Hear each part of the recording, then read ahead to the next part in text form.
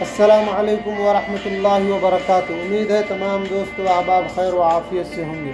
میرے دوستو، ایک خوبصورت کہانی جو سننے کے قابل ہے۔ ایک واقعہ لکھتے ہیں کہ ایک دن میری بیوی سے معمولی بات پر جھگڑا ہو گیا۔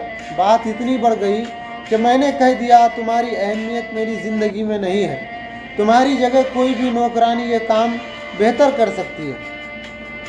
میری بات سن کر وہ آنکھوں میں آنسو لیے دوسرے کمرے میں چلی گئی اور میں نے بھی اس بات کو نظر انداز کر کے آرام سے سو گیا۔ یہی منظر میرے دماغ میں گھومتا رہا یعنی خواب میں جب میں اپنی بیوی کو جنازے کو قبرستان لے جا رہا تھا اور لوگ مجھے اس صدمے پر تسلی دے رہے تھے۔ میں نے سوچا کہ شاید مجھے اس کی کمی اتنی زیادہ محسوس نہیں ہو رہی، بس تھوڑا سا غم تھا۔ میں خود کو سمجھانے لگا کہ چند دنوں میں سب ٹھیک ہو جائے گا۔ جب تعزیت کا سلسلہ مکمل ہوا اور میں گھر واپس آیا تو ایک عجیب سی خاموشی دل کو جکڑ لیا۔ گھر کا ہر کونا خالی، جیسے دیواریں بھی اس کے ساتھ چلی گئی ہوں۔ میں یہ سب خواب میں دیکھ رہا تھا۔ میں بستر پر لیٹا لیکن اس کی سونے کی جگہ سے نظریں بچا کر۔ 3 دن بعد جب تعزیتی مجالس ختم ہوئی، میں صبح دیر سے جاگا۔ میں نے محسوس کیا کہ بیوی کی جگہ خالی ہے اور کوئی مجھے وقت پر اٹھانے والا نہیں ہے۔ تب میں نے پہلی بار اپنی ذات پر انحصار کیا۔ جب میں دفتر پہنچا تو دن بہت سست گزرا، لیکن سب سے زیادہ وہ کالیں یاد آئی جو وہ روز مجھے کرتی تھی۔ گھر کے سامان کے بارے میں پوچھتی اور کہتی کہ جلدی آ جانا۔ تب مجھے احساس ہوا کہ شاید وہ کالیں اس کے پیار اور فکر کی علامت تھی۔ میں سوچنے لگا کہ اس کی باتوں میں جو شفقت اور محبت تھی، میں نے کبھی اس کی قدر نہیں کی۔ میں نے ہمیشہ اسے شکایت اور الجھن سمجھا، لیکن آج میں ایک بار پھر وہی باتیں سننا چاہتا ہوں۔ اب جب کہ گھر بالکل ویران ہو گیا ہے، ہر لمحہ ایک گھنٹے جیسا محسوس ہوتا ہے۔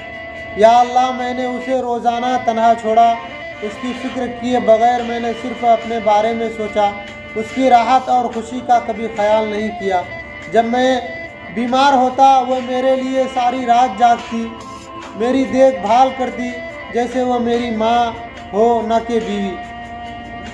اب میری آنکھوں میں آنسو ہیں اور میں بار بار کہتا ہوں، یا اللہ اسے اتنی رحمت دے جتنی میں نے اسے اذیت دی۔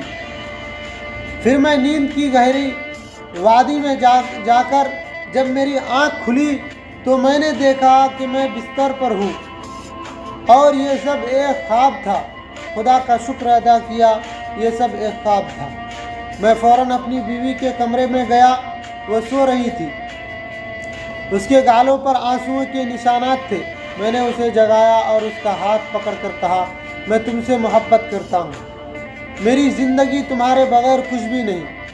جب میں نے اسے پوچھا کہ وہ کیوں رو رہی تھی تو اس نے کہا، میں نے دیکھا کہ تمہاری سانسیں رک رہی تھی، میں بہت ڈر